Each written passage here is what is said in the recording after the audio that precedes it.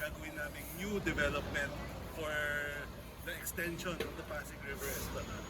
So, dito naman po sa Pasig Mexico, nakita po natin, ang ginawa po ng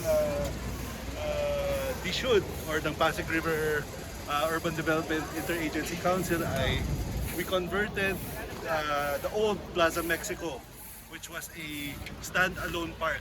When I say stand-alone park, dati po nakapaligid po siya ng dalawang major roads. So ang nangyayari po, para tumawid at ma-enjoy ng mga tao ang Plaza Mexico, tatawid pa po sila para gamitin yung park. With the new urban development, we rerouted the road at binuo na po natin ang Plaza Mexico. Dati po, ang size ng Plaza Mexico was about 2,000 square meter around. Because of the new urban development, where we retook the road network, we were able to double it to almost 4,000 square meters. So yan yung isang urban renewal na ginawa po under the Pasig River Urban Development. So, Okay, dito tayo ni Chef. walk around. As you can see, we already made a seamless connection to our existing esplanade doon po, that is connecting to Jones Bridge. Tuloy-tuloy na po siya dito, papunta sa Binondo Intramuros bridge natin. At Diretso na to. connected na po siya all the way to Maestranza, Connecting, all the way to connected na. West Fort Santiago. Baka paglabas mo yan, ano na yan, tulay ng Binondo. Ah, sa kabila pala. Understanding of the development that we did. Lagay rin po kami ng mga ano dito, before and after photos. So para ma-appreciate nyo po ano po ang nagawa natin dito sa Plaza Mexico. So yun na po yung sinasabi ko. Island po siya dati. Ngayon, na-convert na natin siya sa isang malaking park. Okay, so essentially we've doubled the open spaces for the visitors here in Plaza Mexico. Ayan, dito tayo sa Plaza Mexico, sa, yan ha, sa may Ilog Pasig, Intramuros. Grabe, ang ganda na rito. Yan, yan. Sama natin ang ating mga This is to celebrate yung connection natin with Mexico. That's why we have this plaza in Intramuros.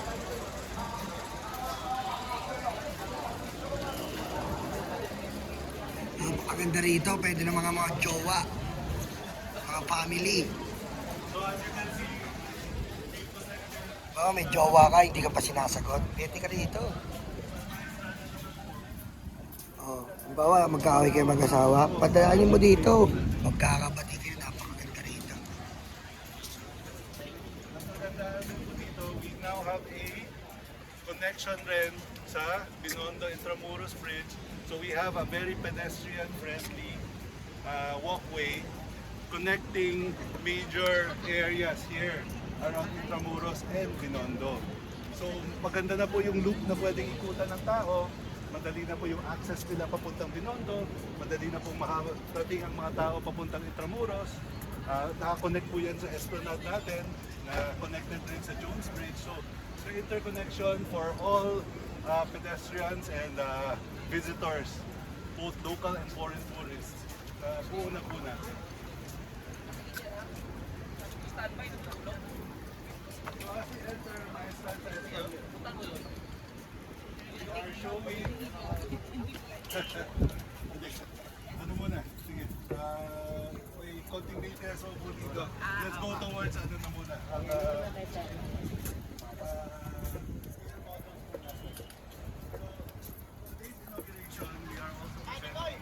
scale models. Ito po yung unang development po natin. Ito po yung existing development natin ng 1A, B, and C.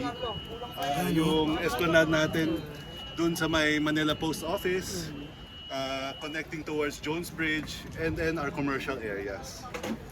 So we just wanted to show this just to see, ito na yung papakita lang po natin na ito na yung po yung nagawa at ito po yung bago nating i-inaugurate ngayon. Now over here we also have a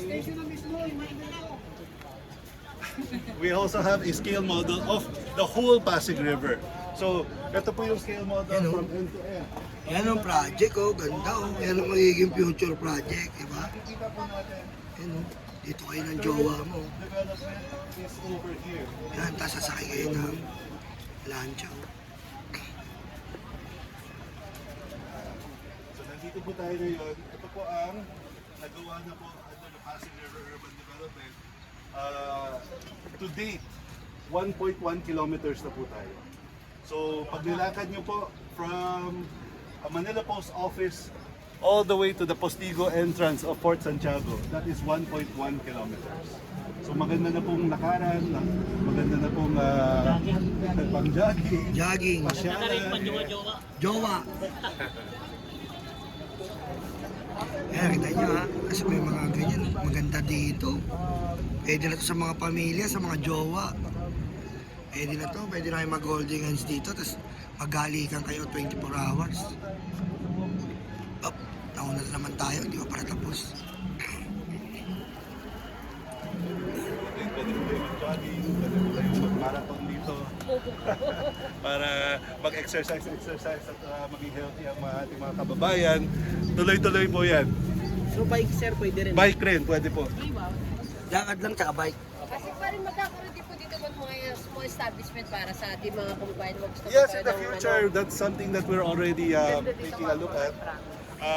Gusto rin po namin na ma-invite mas marami pa pong tao dito. So, pinag-aaralan po namin ngayon paano namin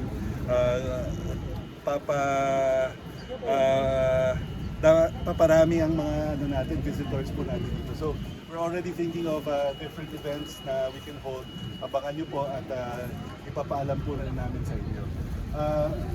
Before we go any further, ito po yung last scale model. This is a concept of our future East Showcase, which will be in Makati. This one is a showcase or concept of Rockwell. Oh, yung Rockwell, yung sa ano, yun. So ito po yung Mga Rockwell nga yan. Australia Pantaleon Bridge, if I'm not mistaken. Yes. So, Tsaka parte JP po. Rizal. Yes sir, parte po yan ng Pasig River Urban Development at one of our future projects talaga is to go towards Makati side. Mag-start po kami doon at ang gagawin po namin, we Pati will pala Rockwell, i-rehab yung sa may JP existing Rizal. esplanade Ganito towards rin ang Makati gagawin. Esplanade. Wow. Galing. So, so magkakaroon rin po tayo. Ang highlight po dito is makikita nyo ang pagkakaiba ng existing esplanade natin sa future Makati Esplanade is that iba na ang architecture dito. Modern na po siya. Hindi kagaya po dito ngayon because we are in a historical and cultural capital or hotspot ng Manila. Intramuros. Neoclassical architecture here. So very classical yung paggawa ng mga balusters natin. Oh, yan dito ako. Mag-subscribe kayo dito ha, damihan nyo. Yung natin, yung concept naman po natin for Makati, mas modern na po siya. So mga glass, ang iniisip po natin, mga glass na mga railings. Mga stainless. Yes. So more modern architecture to mirror the area that we are building. Kailan po sisimula po yan sir? Actually, nagsisimula na po kaming makipag-usap sa Makati LGU.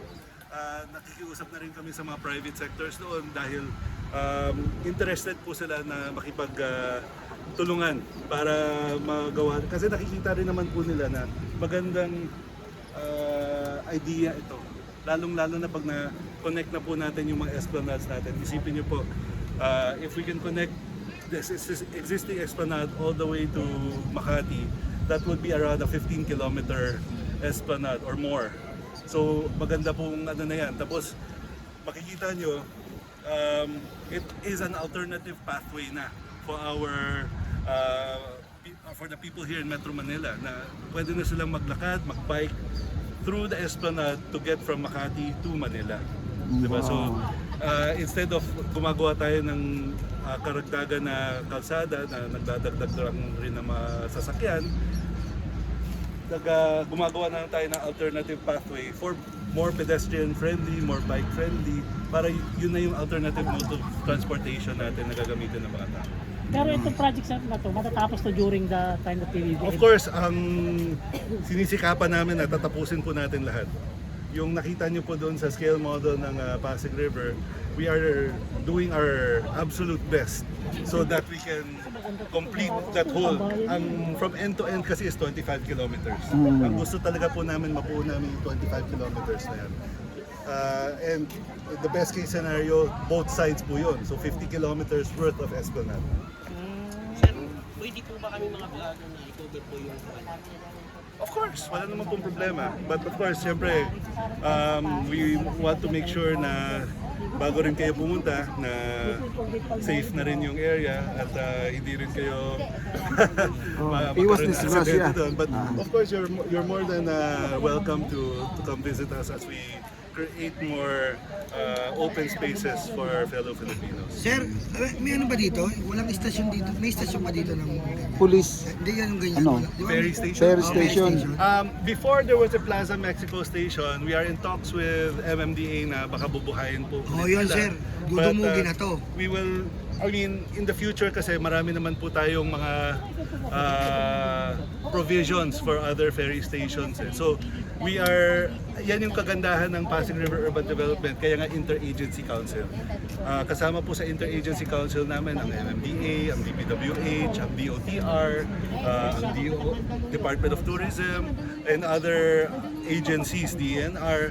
Kaya nag-uusap-usap po kami kung ano yung magandang future projects po natin para nagko-convergence projects tayo. Ang ibig po sabihin ng convergence project is nagtutugma at nagsasama-sama yung mga project ng iba't ibang ahensya. So yan yung mga convergence projects na pinag-usapan po namin. Alright, so we'll continue. Lakad. Yes. Sir, Asik, tanong ko lang, magkakaroon ba tayo ng upuan dito? Ito yung may stransa natin. Well, in the future, we will have provisions for it, I think. But one of the things that I'd like to mention then, we have other plans for Maestranza as well. Because isang concept rin po namin, Ganda rito. Parang ano siya, parang vibes ni Antonia Luna. Bayan o sarili, pusang ganyan nyo. Yan o. Parang ano, no? Panahon ng Kastila. sa walls natin along Maestranza is just to show ano po yung pwede nating Intramuros. i-peg. Intramuros po to sa may immigration. Ito po yung itong mural na po ito. This is a mural painted by Bottom Francisco, one of our national artists. Ito po yung mural na sa Manila City Hall. Ito po yung history of the, parang Philippine history. 500 years worth through history, if I'm not mistaken. So, ito po yung peg na gusto natin na magkaroon. Yan o, may mga painting pa o. We are going to tap our up and coming and already well-known Filipino artists para i-showcase po nila ang talents po nila para mapakita sa lahat ng tao. At ma-enjoy rin ng ating mga mamamayan. Diba? Sige po. Just to explain, ito pong Maestranza. Dati po, before pumasok ang shoot, ano po siya? Hindi po siya nagagamit na area. Sarado po to, hindi po na-maintain. Oh, dati ano to, nakakatakot. Basura po dito. Tapos madilim po siya. Ang nangyari po, pumasok po ang Pasig River Urban Development or the PBBM project or Pasig Bigyan Buhay Muli. At binuksan po namin itong 10-meter roadblock na reclaim natin. Tapos nagpagawa po kami ng 6-meter esplanade po dito. So we have a 16-meter wide area. Ganda nito, 16 meter to, ang lawak nito. 140 meters. Pwede sa pamilya nyo to, masyal-pasyal kayo, mag-stress kayo, wala kayong pera. Dito kayo, tignan nyo, tapos pag wala kayong pera, di ba? Meron dito, tatalong kayo dyan. Pag wala na kayong pag-asa sa buhay, pagpasyal nyo, talong kayo. Pag wala na kayong pera, di ba, na-stress kayo? Kaya magiging maganda rito.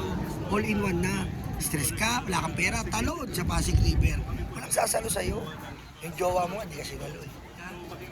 Nagpapatunayan pa rin po kami sa Intramuros Administration. Tingnan namin kung Diba itong project ni BBM, pinapahalagaan talaga yung pinapahalagaan talaga yung mga heritage site. Facilities in and around my strand. Yes, sir. So, I will explain that as we go along. Kaya pupunta tayo ngayon sa, may ano pa doon, no? May stage pa doon, may concert yata rito. Ayan, tignan nyo, ayan, Yan yung ilog, Ayan, Pag nagsumba ka, pagod ka na. Kaso, piliin mo na hindi ka talaga pumapayat. Mataba ka pa rin, kakasumba mo rito. Talong ka pa si River, pag lumutang ka, mataba ka pa rin. Ganun lang.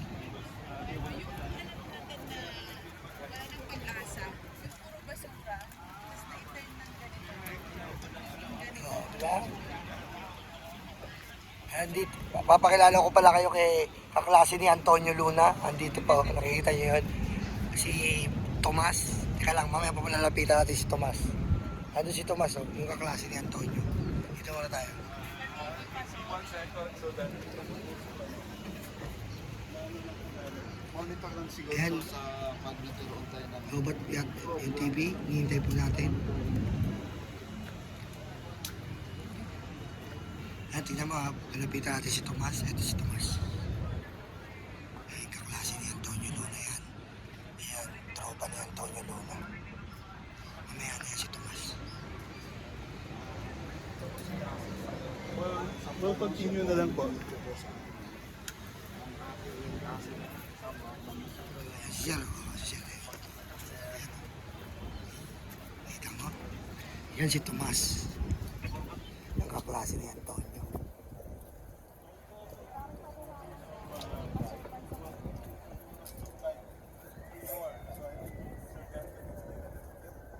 So, these are the photos po ng Intramuros before World War II. So, we now know Intramuros.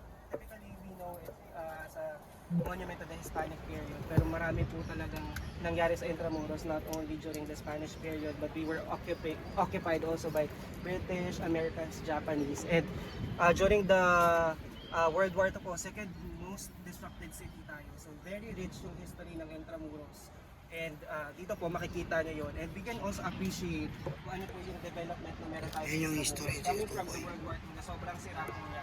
But now we are continually developing Intramuros para po malaman pa ng mga Pilipino yung history, yung culture, heritage ng country natin. So yung drawings pala dyan, yung nakikita niyo yung malaking drawings dyan, yun po ay i-renovate yung malaking drawings. Ito sir, yung wall po. Yes po. Yes, actually sir, renovated na siya. Part of it na ano na po siya, restore. So parts po ng walls na yan, original, and parts Yan, no? po ay restored already. Para po makita natin na ang Intramuros po, ang Intramuros po, Ha? yun po, Gaganda, di ba? yun po yung defining feature ng Intramuros, yung walls niya. Yun po yung gusto namin makita ng mga tao that this is a city that is covered by the trees. Sir, tanong pa, magkakaroon pa tayo ng ferry station dito sa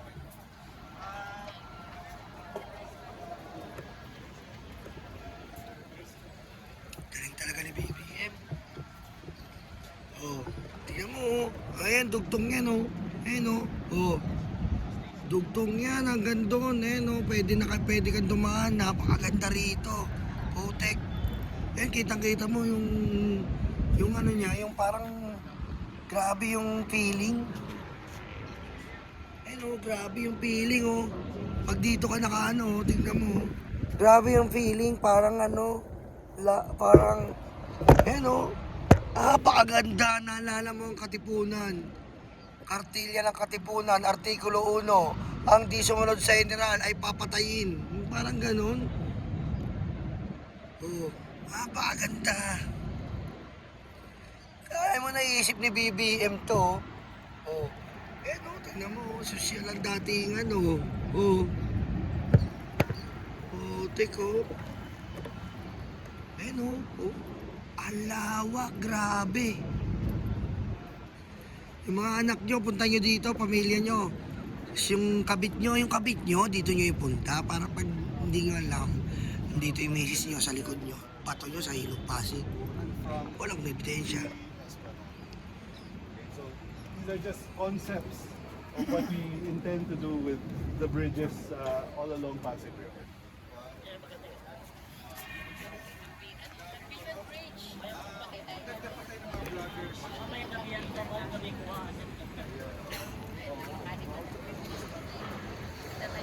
May ano ka pa, may nurse ka pa.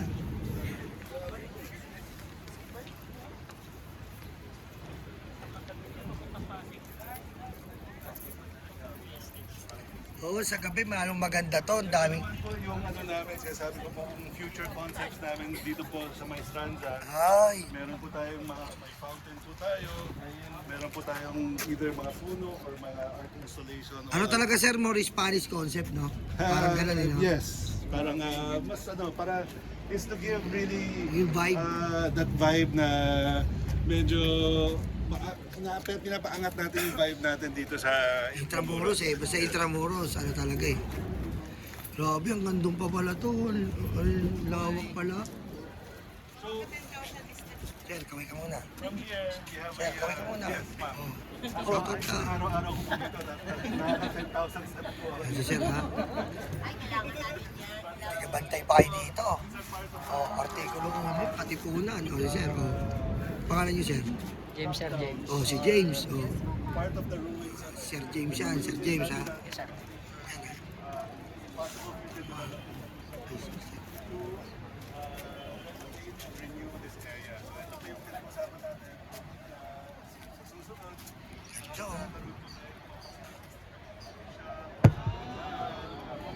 Magkakaano pala dito. Lalagyan pa na mga coffee shop, Jollibee. Yan, lalagyan nila.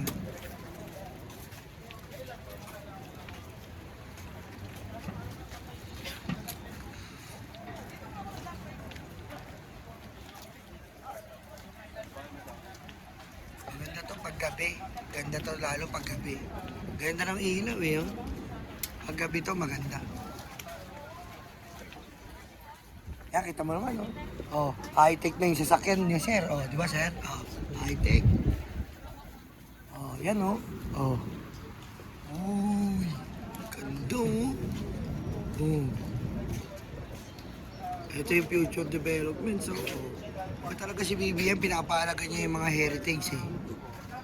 Baka pinapahalaga na BBM parang kayo, di ba? Yung kayo, pinapahalaga ako. Kasi pahalaga mo yung mga matatanda. Tulad nito.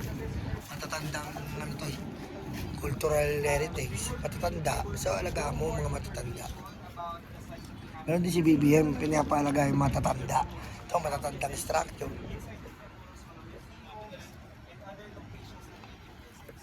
make it more informative, to make it safer, para makater natin yung needs ng mga visitors natin.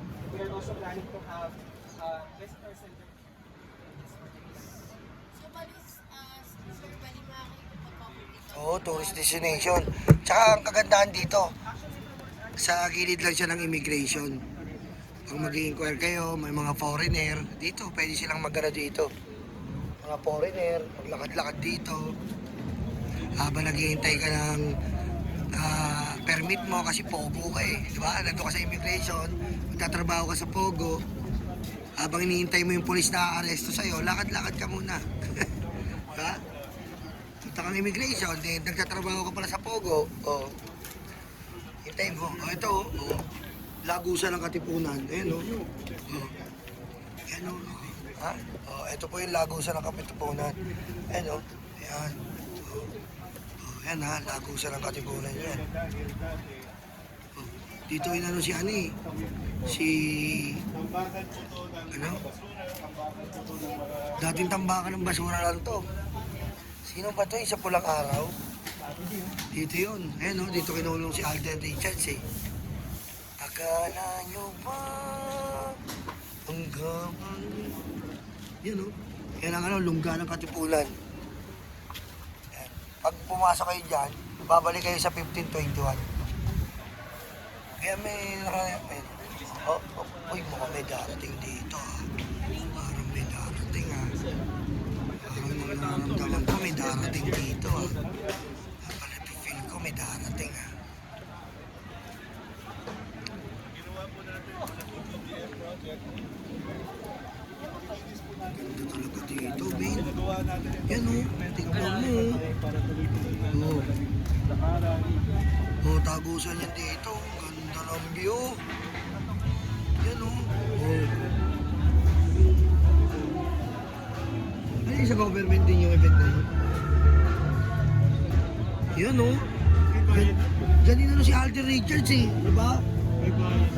Yung sa ano, pulang araw. Diyan natagpuan si Alden Richards eh. Nakit niya yan eh. Kala nyo ba kapangyarihan? Sir, bagay na bagay yun, no? Ang ganda tignan, no? Grabe, bagay na bagay sa kanya, oh. So as you can see, very ano nga po siya eh. Very significant po siya eh.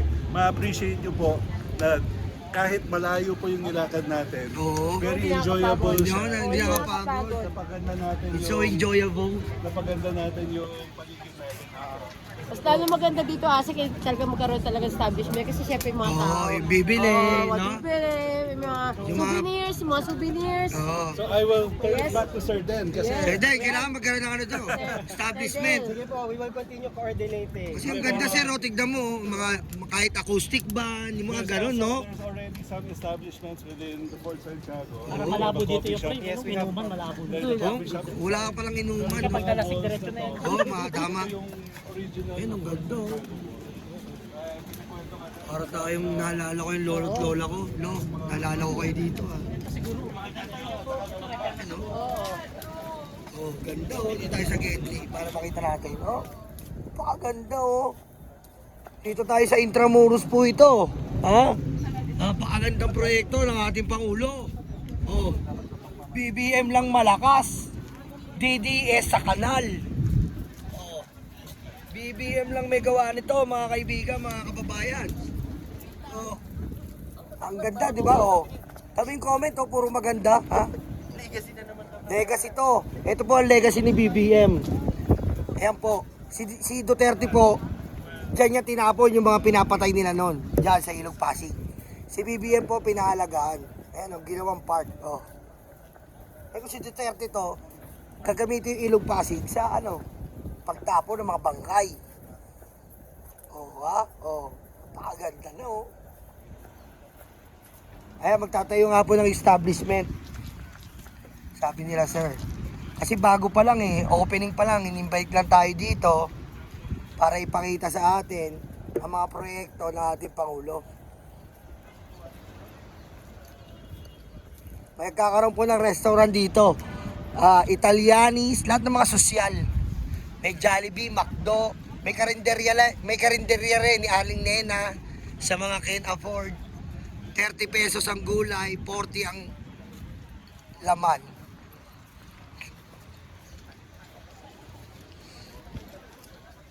Ganda ng view. Sabi ko sa inyo, panguso ito sa mga kabit. Yung hindi mo gusto makita ng asawa mo, dito mo dalhin. Tapos pag parating na asawa mo, tapo mo sa Ilog Pasig. O, dito tayo. Kay sir, oo. O, paalagaan natin to sila, sir. O, sir, shoutout muna. Ano pangalan, sir? Stilag alam ko. Oh, sila. O, yan. Mga bantay yan dito. Mga ropa natin yan. O. Oh, ito, tingnan niyo yung view ha, papakita ko sa inyo ha. Gaano kaganda. Maganda pa sa kabit mo to. Oh, ganda oh. Oh. Oh. Grabe. Iba talaga si BBM. Kita niyo naman, BBM lang gumawa niya, no? Ginawang park. Pinahalagaan ng matatanda. Mga matatanda. Ayan, no? Oh. Oh. BBM lang yan, boy. Ayan, oh. Pinahalagaan ni BBM yung mga matatandang gusali katulad nyo. Pinapahalagaan rin kayo ni BBM, mga matatanda. Oh. Ang ganda.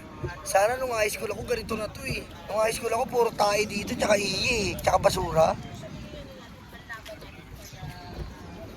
Ang ganda oh. Hindi ko na malayan.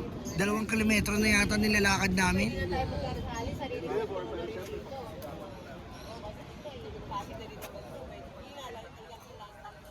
Oh, hindi po. Wala po tayo sa Germany. Wala po tayo sa Germany. Nandito lang tayo sa Intramuros. Paris, wala tayo. Kaya nga eh. Wala tayo sa Sabi oh, grabe si BBM nasa Germany. Wala po. Alam, Philippines nga po nakalagay. Intramuros po tayo. Wala po tayo sa Germany ha. Huwag po kayong papaniwala sa fake news.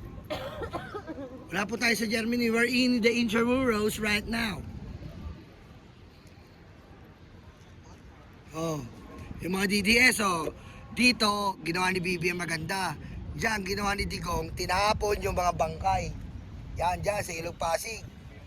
Tinapon ni Digong yung mga bangkay ng tukang. Diyan. Yan ang ginawa ni Digong dito, si BBM. Pero, pinakinabangan ng maganda, makapakinabangan ng taong bayan. Oh. Parang Europe, no? Oh. Ganda, may ilaw pa pala yan, no? Sa gabi. Maganda to sa gabi. Sa gabi to malupit.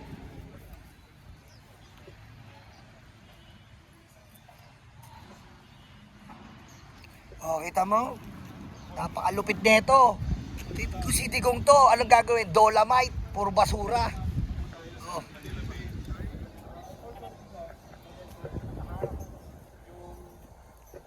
Because of the UNESCO nga po, kailangan po namin po muna i-negotiate kung paano kami tatawid towards Del San Bridge.